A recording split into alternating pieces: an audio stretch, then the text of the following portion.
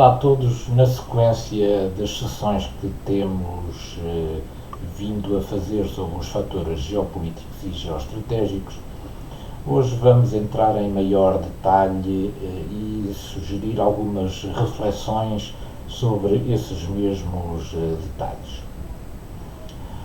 A nossa aula, portanto, destina-se a proporcionar espaço para uma análise mais detalhada das particularidades de alguns destes fatores, chamando a atenção para a importância da sua análise correta. Vamos começar pelo macrofator território, que vimos que pode ser analisado segundo diferentes perspectivas. Em relação à extensão, o que é importante verificar é que normalmente uma grande extensão está associada a um sentimento de poder. E isso resulta, por um lado, porque se o território é grande, é natural que também tenha uma diversificação de recursos muito grande.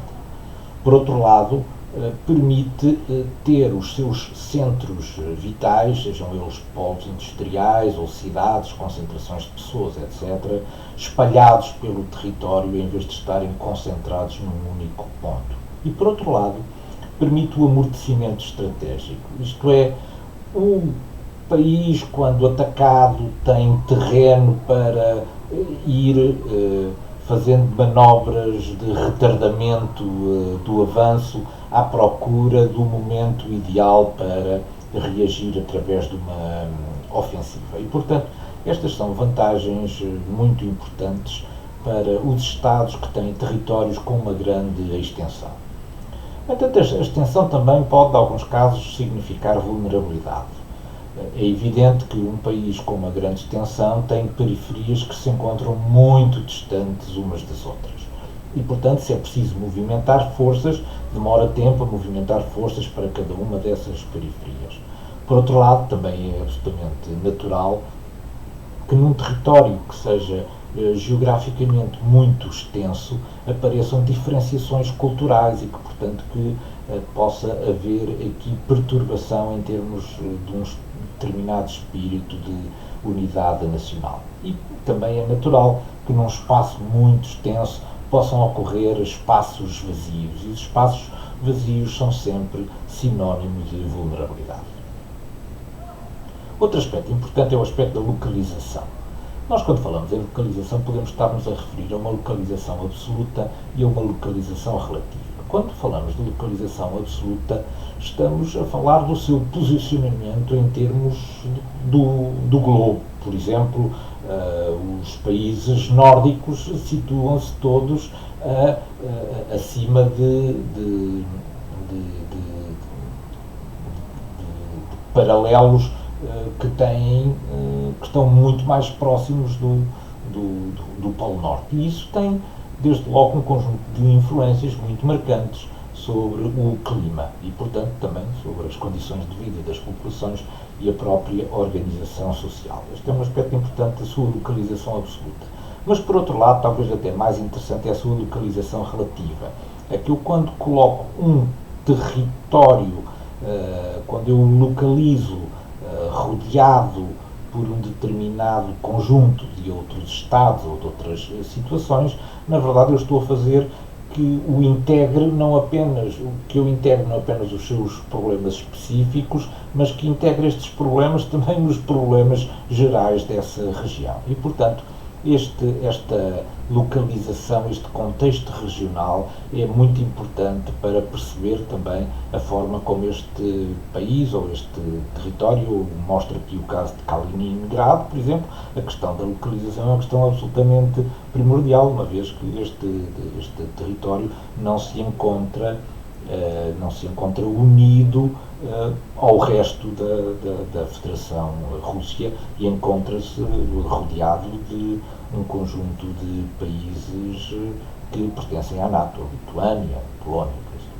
Portanto, o aspecto da localização relativa é importante porque permite trazer para a análise o contexto regional. Quando falamos em localização, podemos também estar-nos a referir a três qualificações que normalmente utilizamos para nos dar ideia da forma como este Estado está ou não confinado apenas por territórios terrestres. No caso de uma posição marítima, podemos encontrar posições marítimas litorais e insulares. O caso de uma posição marítima litoral é o caso da Noruega, tem uma extensa costa.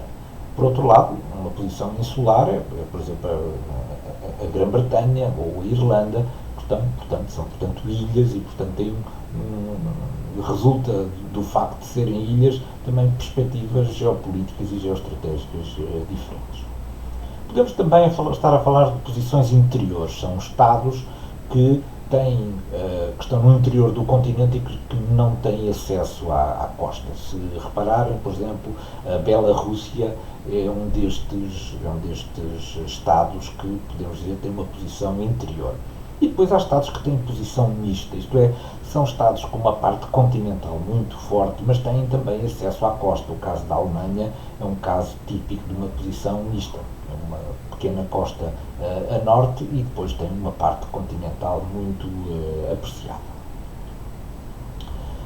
Importa também olhar para a configuração. Os países que têm uma configuração muito estreita não têm profundidade estratégica e, portanto, isto é uma enorme vulnerabilidade no caso de serem vítimas de uma estratégia direta por parte de um adversário. Devemos também ter atenção às descontinuidades territoriais. Portugal é um caso típico de uma descontinuidade territorial. Tem uma parte continental, tem uma parte insular e as descontinuidades territoriais levantam problemas complexos, porque é preciso mover força de uns sítios para os outros através ou de territórios ou de oceanos e é preciso, portanto, ter um certo controle desse conjunto de movimentos. Deixo para reflexão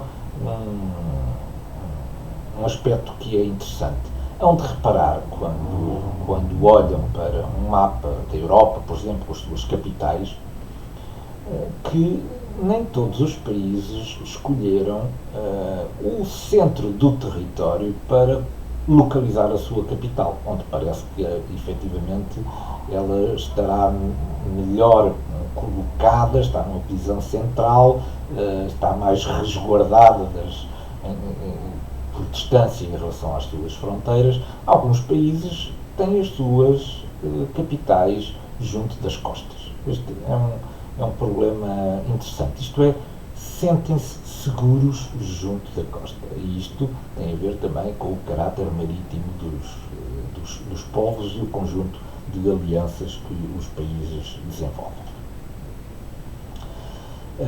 Falei de fronteiras, pois as fronteiras também é um aspecto que tem que ser analisado em termos de território. Tradicionalmente as fronteiras tinham uma qualificação cabiam em quatro áreas. Aquelas que nós chamamos as naturais, são fronteiras naturais porque existem obstáculos onde praticamente não existem outros seres humanos. Isto é, estão separados de outros territórios ou por desertos verdes, é o caso das florestas tropicais, ou por desertos brancos, como é o caso das vastas áreas geladas, ou por desertos que são estas fronteiras vermelhas, este tipo de desertos vermelhos que são, na verdade, também um separador entre territórios. E era isto que nós chamávamos as fronteiras naturais. Mas há fronteiras que são fronteiras de natureza física, são fronteiras que assentam em aspectos da hidrografia, ou assentam sobre um rio, ou assentam sobre uma cadeia de montanhas. Portanto, estas são as fronteiras de natureza física. Depois há fronteiras de natureza étnica. As fronteiras de natureza étnica têm a ver com o sentimento de pertença a um determinado grupo e, portanto, nós muitas vezes, quando olhamos para a história do traçado das fronteiras, vemos que, por exemplo, os europeus, quando traçaram estas fronteiras, pensaram pouco nomeadamente em África ou no Médio Oriente, para pensar um pouco do ponto de vista étnico e separaram muitas etnias que se sentem juntas como grupo. E depois há as fronteiras de natureza histórica, que são aquelas que resultam das dinâmicas de poder entre os vários países ao longo da história e que acabaram por congelar numa determinada linha formal. Hoje em dia podemos falar de fronteiras também segundo outras perspectivas. As fronteiras podem-se considerar as fronteiras de soberania, onde se reconhece internacionalmente que um país tem direito de exercer aí o seu poder, mas os países também definem fronteiras de interesse. As fronteiras de interesse são aquelas fronteiras onde eles se encontram atentos, estão fora das fronteiras de soberania, mas tudo o que se passa aí pode ser do seu interesse, do ponto de vista económico, etc. E depois há também as fronteiras de segurança, em que qualquer presença de força armada num determinado território ou determinadas movimentações nesses territórios podem constituir, a médio ou longo prazo, um problema de segurança para o próprio país. Portanto, há várias formas hoje em dia de olharmos para a questão das fronteiras.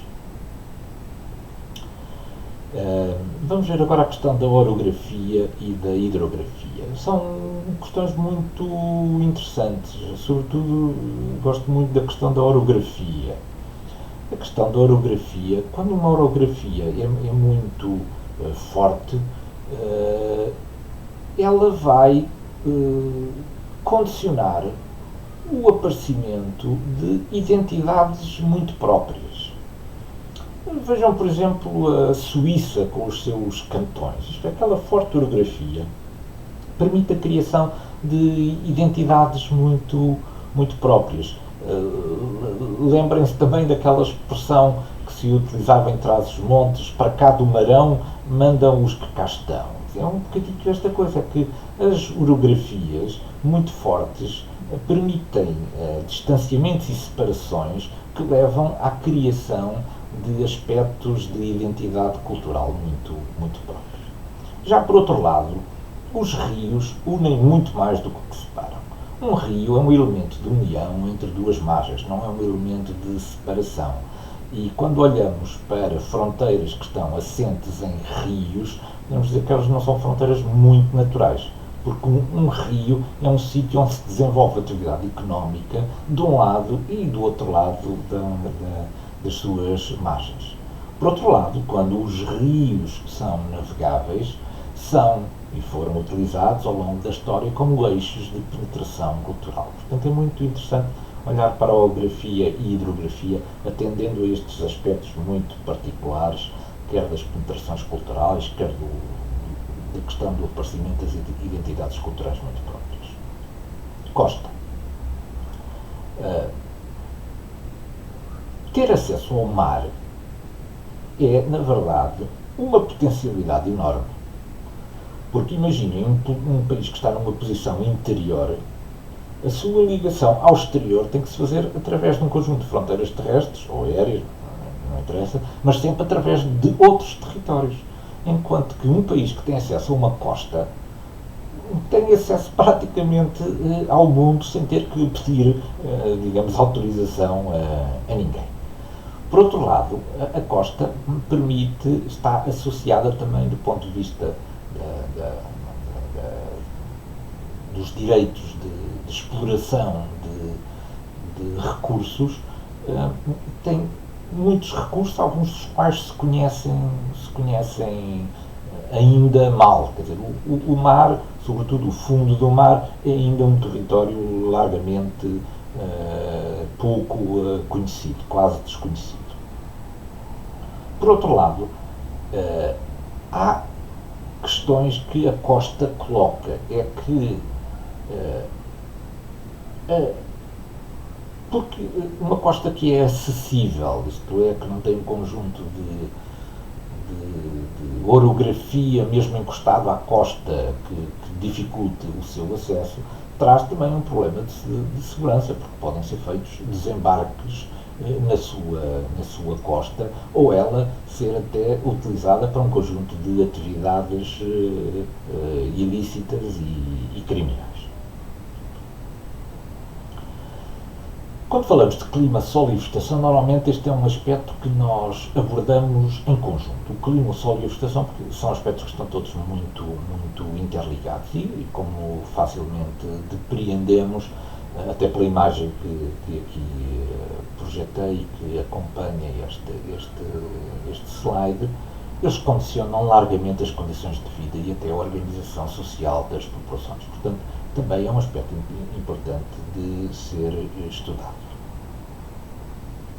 Passemos agora a outro macrofator, o macrofator população.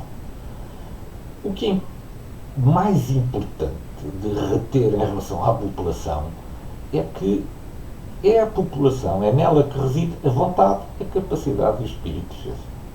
Isto é, nenhum país se pode afirmar em termos de independência, em termos de dinâmicas de poder, etc., sem que a sua população esteja suporte, digamos, esse conjunto de opções de natureza política e de natureza estratégica. Portanto, é importante olhar a população porque é por causa da população que um país tem vontade, tem capacidade e tem espírito de defesa.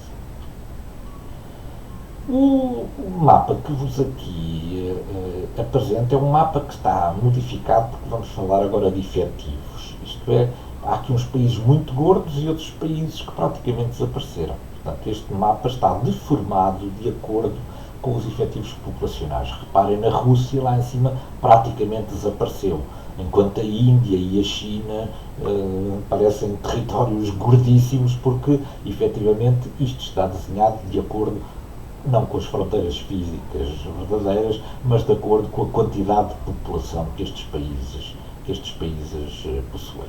É um mapa muito interessante para nos dar ideia de que realmente diferentes países têm efetivos populacionais muito distintos. Também é importante estudar as dinâmicas de crescimento e de decrescimento das populações, dos efetivos de cada um dos países. Como podemos ver no gráfico do lado esquerdo, esta questão da explosão demográfica é uma questão relativamente recente, tem 100, 200, 300 anos.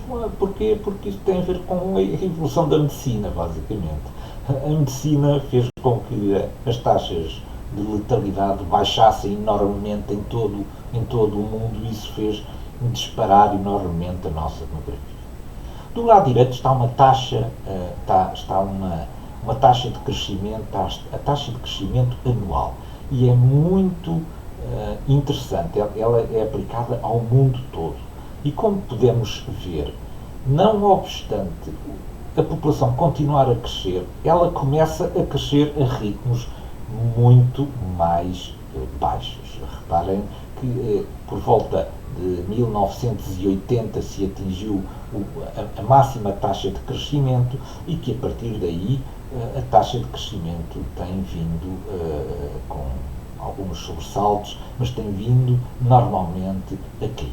Isto é, a população vai continuar a aumentar no mundo, mas vai aumentar a ritmos muito mais suaves do que aqueles que estávamos habituados.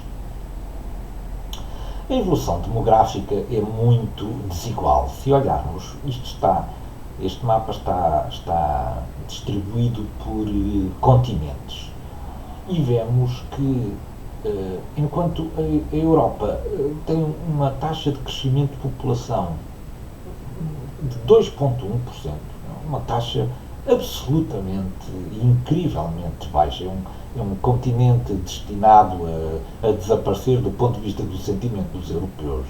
Reparem que, por exemplo, em África, entre 2000 e 2018, a população cresceu 56,6%. Isto é uma evolução absolutamente incrível e agora é preciso dar condições de vida a estas populações. Este modelo é muito interessante e se tiverem tempo, analisem-no com mais detalhe. Mas, basicamente, o que temos aqui é uma teoria que me parece bastante aproximada da realidade, que mostra que os países, ao longo do seu desenvolvimento, passam por 5 modelos diferentes de crescimento. Os países muito atrasados, digamos quase tribais, têm taxas de nascimento muitíssimo elevados, para compensar também as taxas de letalidade, que também são muitíssimo elevadas. O que acontece é que, à medida que os países se vão desenvolvendo, a taxa de letalidade cai muito depressa, enquanto que a taxa de nascimentos continua ainda durante 2 ou 3 gerações muito elevada. Há um desfazamento entre aquilo que é a ciência e aquilo que é a cultura e a tradição. E é este desfazamento entre a taxa de letalidade, que cai muito depressa, e a taxa de natalidade, que se mantém ainda durante algum tempo antes de começar a descer, que dá os acréscimos de população. Ao longo do tempo, nos países já muito desenvolvidos, o que acontece é que a taxa de letalidade já está muito baixa, mas a taxa também de natalidade também está tão baixa, às vezes até já inferior à taxa de letalidade. O que significa que os países entram em declínio demográfico. É isso que se está a passar nos países mais desenvolvidos. A esperança média de vida nos vários países é também muito diferente. A verde mais escuro, vemos os países onde a esperança média de vida é muito elevado. Nos países que estão um verde mais claro, encontramos esperanças de vida inferiores aos 60 anos de idade. E, portanto, como podemos notar, em África continua a haver uma esperança média de vida muito mais baixa do que no resto dos outros países do mundo. Olhamos agora para a estrutura etária, a composição em termos de idades em 2 zonas que são muito próximas uma da outra, a Turquia e a Europa. No entanto, têm culturas relativamente diferentes e reparem como, enquanto na Turquia há imensa população jovem, na Europa já não há praticamente população jovem. A população envelheceu e isto vai ter consequências muito sérias a longo prazo, inclusivamente sobre os sistemas de assistência e de saúde a estas populações envelhecidas. Outro aspecto que é interessante analisar é o aspecto da urbanização. A urbanização é um fenómeno global, ocorre em todos os países do mundo, apesar de o poder acontecer em taxas diferentes. O Japão começou a urbanizar-se muito cedo em relação aos outros países e hoje em dia tem taxas de urbanização que já passam os 91%. 91% das populações, da população japonesa, hoje em dia vive em cidades. Ou seja, tudo o que é o mundo rural praticamente desapareceu no Japão. Isto tem consequências na Ásia que são muito gravosas. É que isto é uma fotografia tirada de cima de um apartamento numa cidade asiática, onde vemos que o preço do espaço para habitar é tão caro que as pessoas têm que fazer milagres para poderem alugar um pequeno quarto, que na verdade é quarto, é cozinha, é de dormitório, é sala, enfim, é tudo. Isto é um exemplo daquilo que é a concentração em zonas altamente urbanizadas na Ásia. Este é um modelo diferente, por exemplo, do modelo norte-americano, em que o sonho norte-americano é um sonho de liberdade e de ter a sua casinha com o seu jardinzinho. E isto leva a que imensas áreas de subúrbios estejam hoje em dia ocupadas. Do lado esquerdo apresento-vos um estudo de Newman e Kenworthy, que conclui esse estudo através de uma hipérbole. Essa hipérbole é muito interessante. O que é que essa hipérbole nos diz? Mostra-nos que, de acordo com o tipo de civilização, a quantidade de energia que nós gastamos todos os dias para chegar ao nosso emprego é muito diferente. Se repararem, quem gasta menos energia para chegar ao emprego é Hong Kong, depois Singapura, etc. São cidades asiáticas. Enquanto que as cidades norte-americanas, Los Angeles, Denver, Detroit, Phoenix, etc., são aquelas onde se gasta mais energia para se poder ir todos os dias trabalhar. Portanto, a cultura e o estilo de vida têm depois um conjunto muito grande de influência sobre a forma como nós pensamos as equações energéticas dos vários países. Ainda em relação à população, quando falamos de migrações, temos que olhar para dois tipos de migrações. Migrações que são migrações internas, que existem em todos os países onde existem assimetrias de desenvolvimento. Também em Portugal também há muita gente do interior que veio para o litoral, onde as condições eram mais fáceis. E, portanto, na China isso também se passou, mas passou-se a uma escala absolutamente enorme. E, portanto, o que vemos aqui é que as regiões centrais da China tiveram proporções de migração absolutamente enormes para as zonas mais desenvolvidas junto ou ao litoral ou mais à Ásia Central.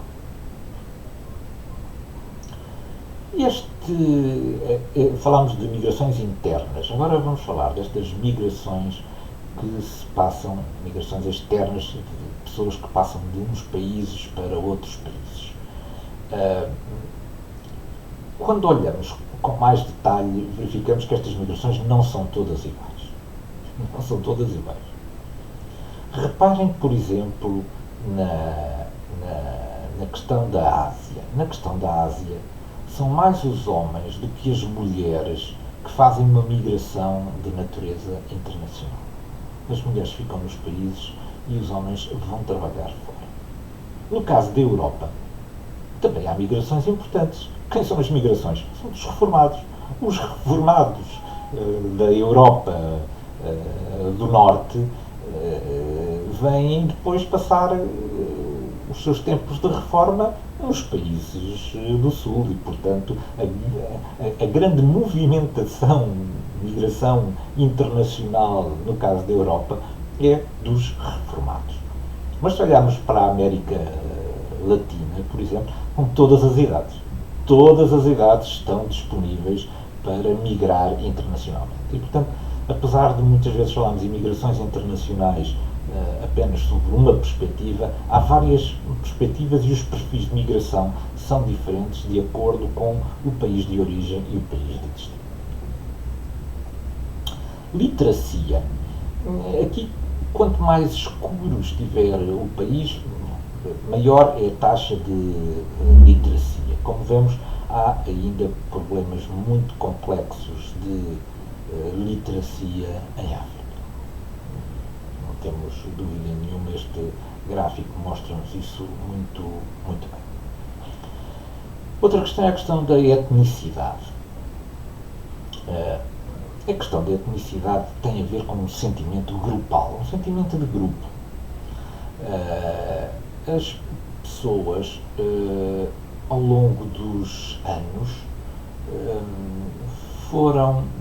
os povos foram-se agrupando e constituindo um conjunto de grupos que partilhavam um mesmo conjunto de valores. E não obstante, hoje em dia, haver muitas definições para a questão da etnicidade, eu ainda continuo a gostar daquilo que Heródoto dizia. Nós temos muito a aprender com os gregos e com as civilizações clássicas. E então, para Heródoto, o que distinguia os helenos, portanto, o conjunto todo dos gregos da altura, o que distinguia os helenos dos outros povos eram estas 4 coisas. Primeiro, uma questão de sangue, isto é, tinham uma descendência comum. Depois, uma língua comum. Depois, tinham a mesma religião, tinham os mesmos santuários e tinham os mesmos sacrifícios. E depois tinham os mesmos hábitos culturais, tinham os mesmos costumes. É muito interessante a construção deste sentimento de grupo com base neste conjunto comum de aspectos a que nós podemos chamar etnicidade. Olhem, por exemplo, para a China. O que temos aqui são as línguas que são faladas na China. Não obstante o mandarim ser a língua mais falada, há mais gente a falar mandarim na China, não é a única língua. Há outros, como o cantonês, que também é outros, o uigur, o tibetano, etc., que são línguas que são também muito faladas, apesar de não chegarem ao mandarim. Mas há uma questão importante aqui, um elemento central, é que não obstante as línguas faladas serem diferentes, a escrita é igual. E esse é um elemento de unidade que, de alguma maneira, ajuda a arranjar uma maior coerência quando olhamos para este mapa das línguas diversas que se falam na China. A religião é tão importante, a religião é um dos fatores talvez mais importantes do ponto de vista do sentimento de grupo, que em alguns países não houve solução para o problema da religião. Alguns países europeus, a França é um desses casos, na impossibilidade de resolver o problema religioso, declarou-se um Estado laico. E, portanto, o Estado está acima de qualquer uma das religiões. Mas noutros Estados, a religião é tão importante, é tão inultrapassável, que obrigou a que houvesse um sistema de leis diferente de acordo com a região dentro do próprio Estado por causa da religião. Olha o caso da Nigéria. No caso da Nigéria, a Nigéria é basicamente cristã na parte sul, que é a parte que está ali a verde, enquanto que é maioritariamente muçulmana a norte. E muito muçulmana no noroeste da Nigéria. E, portanto, não houve maneira de ultrapassar com um sistema judicial único a questão da religião na Nigéria. Isto é, na parte muçulmana, com uma maioria muito grande de muçulmanos, aplica-se a Sharia. A Sharia aplica-se aí, enquanto que no Sul se aplica um sistema judicial normal, semelhante ao dos países ocidentais. Até para vermos como, mesmo dentro de um país, ultrapassar as questões da religião é um problema complicadíssimo e é preciso fazer estes exercícios de realidade. Falei também na paz social como um elemento importante na análise da população, porque é este elemento que nos vai permitir verificar de que forma é que um país conseguiu encontrar um conjunto de mecanismos e de equilíbrios que permitisse que toda a diversidade que existe dentro do seu território pudesse conviver de forma harmoniosa. Passemos agora à questão da economia. Um primeiro aspecto que importa perceber é a questão do papel do sistema económico. Isto é, qual é o papel do Estado e da iniciativa privada na economia de cada um dos Estados. Há um estudo muito interessante, que eu mostro aqui este mapa do mundo, que mostra aquilo que se considera ser a liberdade económica que existe em cada um dos países.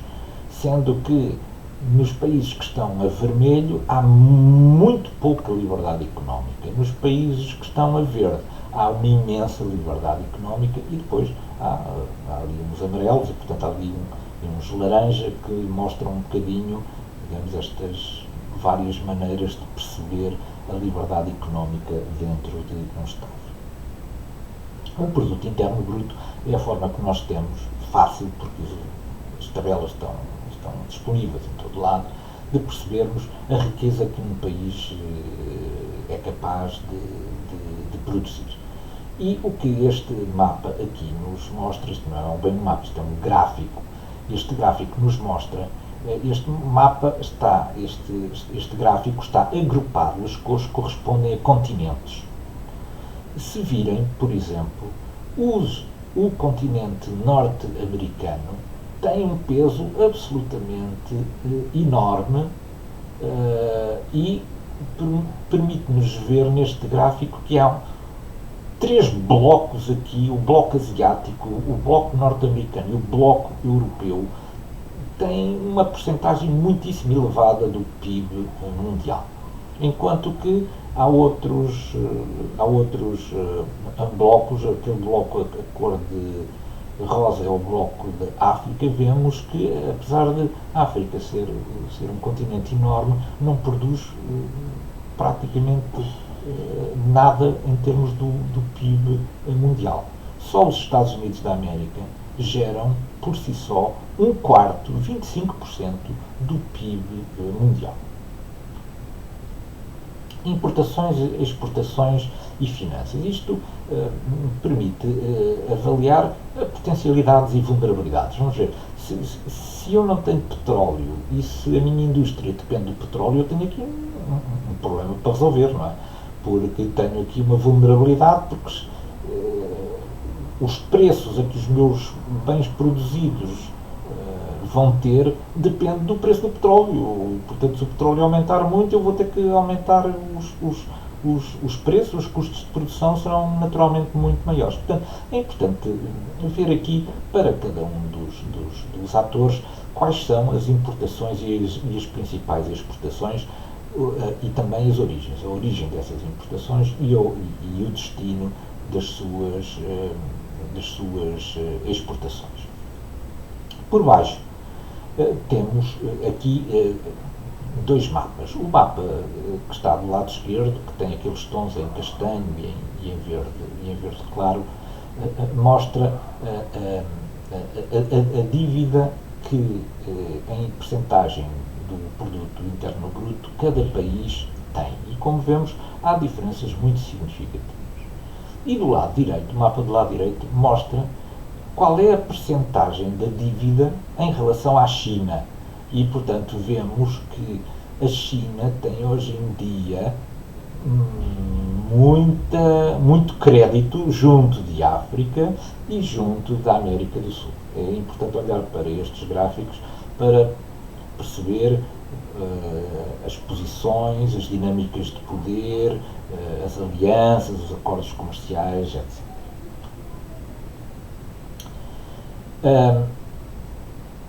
Setores de atividade. Isto é, estamos aqui a ver se determinado país ou determinado bloco está mais virado para o setor primário, para o setor secundário ou para o setor terciário. Portanto, o primário é a agricultura, o secundário é a parte da industrialização e da manufatura e o terciário é a questão dos serviços.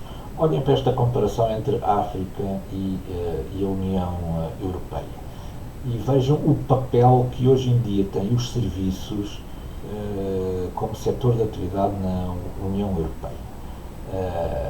64% do PIB gerado da União Europeia vem já de serviços. Já nem vem da indústria, nem vem da manufatura, nem vem da agricultura. Aliás, o peso da agricultura é praticamente nulo em termos de PIB.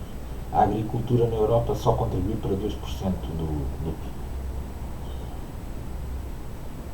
Este mapa está um bocadinho construído à semelhança daquele mapa que vimos sobre os efetivos. Também o que fizemos aqui foi inchar os países de acordo com as suas reservas de petróleo. E houve aqui países que desapareceram completamente. Se olharem onde é que está a Europa aqui, a Europa praticamente desapareceu, porque não tem quase reservas de petróleo nenhum. O que é que ocupa aqui quase o mapa todo? Pois é o Médio Oriente. A Arábia Saudita em primeiro lugar, mas também o Iraque, o Kuwait, os Emirados Árabes Unidos, etc. Fora deste bloco, digamos, do Médio Oriente, só encontramos coisas interessantes na Nigéria e na Venezuela. E, portanto, em termos de reservas de petróleo, estamos um bocadinho conversados. Não é? Este mapa explica bem a importância geoestratégica de algum controle sobre o que se passa no Médio Oriente. Recursos naturais. Vimos a questão da produção e das reservas, mas em termos do consumo também é interessante olhar. O que eu tenho aqui para vos mostrar é a energia consumida na China, que é o gráfico do lado esquerdo, e nos Estados Unidos, que é o bloco do lado direito. E hão de reparar que no caso da China, 67% da energia consumida é proveniente do carvão, enquanto que nos Estados Unidos há aquilo que nós chamamos um mix de consumo de energia muito repartido entre o petróleo, o gás natural, o carvão, a parte nuclear e as renováveis. E, portanto, amortece com mais facilidade a economia americana no caso de haver um problema com o abastecimento de qualquer um destas fontes de energia. Em termos de recursos naturais, este mapa mostra-nos onde é que eles se encontram alguns dos produtos mais, digamos, mais importantes. Por exemplo, na Rússia, em termos de recursos minerais, é sobretudo a platina e os seus derivados, como na África do Sul. Na Índia é grafite, no Canadá é o cobalto, etc. Mas reparem a quantidade de metais que hoje em dia são absolutamente essenciais para o desenvolvimento tecnológico que se encontram na China. Quase todas as terras raras, que é um conjunto de minerais absolutamente imprescindível para fazer os telemóveis e outros equipamentos de natureza eletrónica, quase todos eles se encontram na China. Portanto, quando houve uma distribuição dos recursos naturais pelo globo, houve uns que ficaram com recursos muito valiosos e outros ficaram com muitos recursos, mas pouco valiosos. E outros ficaram sem recursos, nada valiosos. Em termos de recursos naturais, também os recursos alimentares são importantes. Este mapa mostra o índice global da fome em 2013 e mostra-nos como continua complicada a situação de fome existente em África. Importa também olhar para infraestruturas e tecnologia. Que infraestruturas são importantes? Bom, as rodoviárias, portuárias, aeroportuárias, são elas que permitem movimentar pessoas, bens dentro de um território e entre esse território e os outros. As infraestruturas ligadas à água, à eletricidade, às telecomunicações, outras absolutamente básicas para o bem-estar e para o desenvolvimento, como hospitais, refinarias, etc. E também, do ponto de vista da tecnologia, importa perceber a qualidade de investigação das universidades ou de centros de investigação, laboratórios, etc. Não há atividade económica sem impactos ambientais. Não conseguimos encontrar isto. Há sempre um impacto ambiental qualquer e alguns desses impactos são absolutamente tremendos e devastadores. Eles têm implicação depois na qualidade de vida das populações, em questões de saúde pública, na biodiversidade e na sustentabilidade. Por isso, hoje em dia, quando falamos das economias circulares, estamos um bocadinho a apostar nestas questões da sustentabilidade.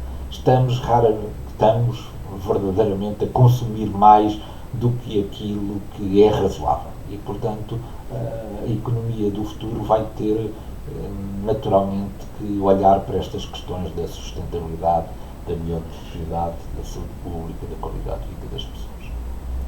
Vejamos agora a organização e liderança. Quando olhamos para a organização e liderança, vimos este conjunto grande de fatores. Vamos ver agora em detalhe alguns deles. O sistema de governo, basicamente, pretendemos saber se se trata de uma monarquia, de uma república. É uma monarquia constitucional? É uma república presidencialista, semipresidencialista? É uma república federal, parlamentar? É uma democracia, autocracia? É uma teocracia? Isto é o poder religioso que efetivamente detém o poder em termos das decisões do Estado. Há um partido único? São os militares que tomaram o poder? É outra forma? É importante perceber esta questão do sistema de governo. E depois a questão da liderança tem a ver quem lidera politicamente os diferentes órgãos os órgãos do Estado e que poder é que ele tem, é que essa personalidade ou esse conjunto de pessoas efetivamente detém. Em termos de organização do Estado e de regiões, importa ver como é que o poder está distribuído dentro do Estado. Ele está todo concentrado? Normalmente está uma parte importante centralizada, mas há partes que estão normalmente descentralizadas. E como é que essa descentralização está feita? É uma federação em que os Estados têm, no caso dos Estados Unidos, um governador próprio com poderes muito importantes. São regiões autónomas, são autonomias, são apenas regiões de natureza administrativa, pois estes são aspectos que importa aqui ver para percebermos como é que o Estado se organiza em termos de poder. E depois, é importante também avaliar como é que as vozes críticas, qual é o espaço de liberdade que as vozes críticas têm dentro de um determinado regime. E é por isso que é importante perceber a oposição, os líderes da opinião, se a sociedade civil se consegue organizar para além do Estado, como é que está a imprensa e o acesso à internet e como é que é feito este balanço entre lei e liberdade. Em alguns Estados isto tem muito para a lei e para pouca liberdade e noutros para muita liberdade e uma lei bastante mais condicionada. E, finalmente, a questão das forças de segurança, quais são as suas dependências, de que ministros ou ministérios dependem, quais são os seus efetivos, como é que estão organizadas. Portanto, este aspecto também é importante na organização do Estado. Bom, o último fator que temos para ver é a questão da política externa e da defesa. É importante perceber que objetivos um Estado pretende atingir e quais são os interesses que ele pretende defender. E, quando falamos em objetivos e interesses, temos que nos lembrar de uma das nossas primeiras sessões em que falámos sobre os objetivos da política. É a política que define os objetivos. É à política que está atribuída a missão de definir objetivos a atingir e interesses a defender. Eu já tive a oportunidade de mostrar que da forma como eu vejo as questões, os objetivos e os interesses são coisas diferentes. Interesse é uma coisa que eu já tenho e que pretendo defender. O objetivo é uma coisa que eu ainda não tenho e que pretendo atingir através de um plano de ação, da alocação de recursos, etc. De um prazo para chegar lá, de uma temporalização, etc. Portanto, estamos aqui no domínio absoluto da política. E a política externa e da defesa tem que se articular de acordo com estes objetivos a atingir e os interesses a defender. Eu lembro aqui esta citação magnífica de Lord Palmerston, que foi primeiro-ministro inglês, num discurso que fez na Câmara dos Comuns, em 1 de março de 1848, que dizia: nós não temos aliados eternos e também não temos inimigos perpétuos. O que temos, sendo eterno e perpétuo, são os nossos interesses. E são esses interesses que é nosso dever prosseguir. Portanto, muita atenção a esta coisa das amizades. Somos muito amigos, uns Estados são muito amigos dos outros, mas atenção aos interesses. Se os interesses são coincidentes ou não são coincidentes. Perceber tudo isto leva-nos também a compreender o sistema de alianças a que um país adere ou as organizações internacionais onde se faz representar. E também as dinâmicas de poder e o ênfase que coloca em cada uma dessas organizações. Esse ênfase tem muito a ver com os objetivos a atingir e com os interesses a defender. E, portanto, perceber o sistema de alianças e de organizações internacionais a que um país aderiu explica também muito da sua política externa e da defesa. Não há Estados soberanos que não tenham uma capacidade armada e normalmente essa capacidade armada é representada no seu último grau pelas Forças Armadas. E é importante olhar para a sua organização, Marinha, Exército, Força Aérea, etc., para os efetivos que estão disponíveis e que podem ser eventualmente mobilizáveis. É preciso ver se existe um esquema de mobilização treinado, qual é o material que tem, mas sobretudo quais são as suas capacidades. Eu perco aqui 30 segundos apenas para explicar a questão das capacidades, porque é muito fácil olhar para a organização, efetivos e material e ficar com uma ideia completamente errada sobre as Forças Armadas. É que as Forças Armadas têm que ter capacidades. E o conceito que eu escrevo aqui é um bocadinho, a forma de nós vermos se efetivamente temos efetivos, mas não temos capacidade. Ou se temos material, mas não temos capacidade. Por exemplo, eu tenho aviões, mas eu tenho pilotos para os aviões que tenho. É que se não tenho pilotos, os aviões não me servem para nada. E mísseis. Tenho mísseis para equipar os aviões. Senão, os aviões só servem para fazer fumo no ar em dias de comemoração. E combustível. Tenho combustível para eles, para os pôr no ar.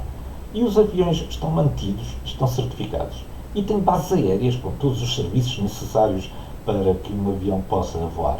E treino de certificação. Os pilotos estão treinados e certificados para aquele material. Como veem, eu só tenho uma capacidade quando consigo garantir isto tudo. Se eu apenas tiver uma tabela que diz efetivos e material, estou muito longe de perceber qual é a capacidade efetiva das Forças Armadas. E, finalmente, a questão da capacidade nuclear. A capacidade nuclear é um estatuto do ponto de vista das relações internacionais. Como eu ali mostro, os 5 membros permanentes do Conselho de Segurança das Nações Unidas são potências nucleares. Portanto, ser uma potência nuclear dá efetivamente um determinado estatuto em termos da sociedade internacional.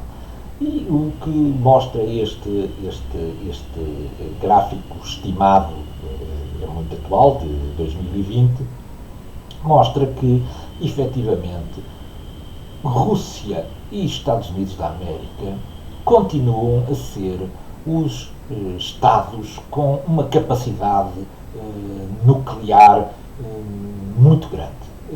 Depois há outros Estados, estão ali mais 2, 4, 5, 6, 7 Estados que têm também capacidade nuclear, mas algumas dessas capacidades nucleares são relativamente reduzidas. Bom, em conclusão, como se pode ver, podemos passar horas e horas e horas a falar sobre fatores geopolíticos e geoestratégicos sem nunca esgotar o tema. No entanto, julgo que vimos os aspectos que me parecem mais relevantes para podermos fazer uma análise interessante quando nos é dado um tema em que temos que, para fazer essa análise, temos que ir buscar os fatores geopolíticos e geoestratégicos. Digo aqui mais uma vez, já o disse em ocasiões anteriores, que nós apresentámos aqui uma lista muito grande de fatores, mas provavelmente para uma análise geoestratégica ou geopolítica de um determinado tema, eu vou ter que selecionar aqueles que são mais importantes e normalmente não tenho tempo ou pode não me ser dado também espaço suficiente para eu poder desenvolver todos estes temas. Selecionar quais são aqueles que são relevantes para o tratamento do tema é um bom caminho para fazer um trabalho de qualidade. E pronto, terminamos aqui esta nossa sessão sobre os fatores e até uma próxima oportunidade. Quaisquer dúvidas, façam favor de me contactar pelo meu e-mail. Então, até uma próxima oportunidade.